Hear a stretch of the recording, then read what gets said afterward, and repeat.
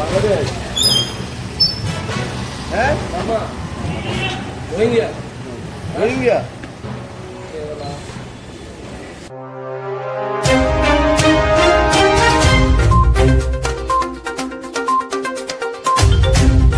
শিলচরে 11 জন রোহিঙ্গা নাগরিককে গ্রেফতার করা হয়েছে।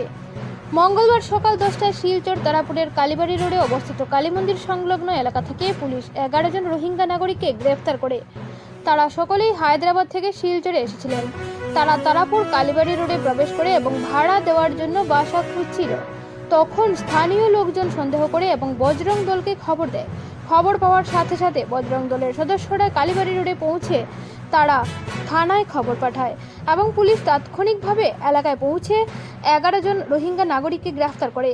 গ্রেফতারকৃত রোহিঙ্গা নাগরিকদের মধ্যে পুরুষ, মহিলা এবং অনেক শিশু রয়েছে। তথ্য পাওয়া গেছে যে পুলিশ আজ সমস্ত রোহিঙ্গা নাগরিককে আদালতে হাজির করবে। আসাম প্রাইম নিউজ 24/7 শ্রীবাস দাসের রিপোর্ট।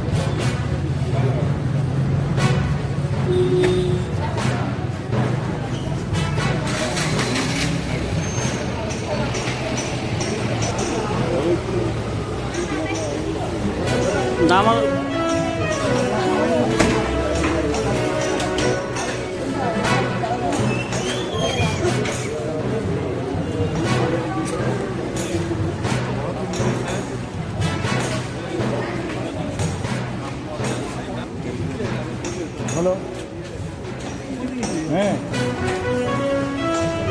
সবাই তো আছে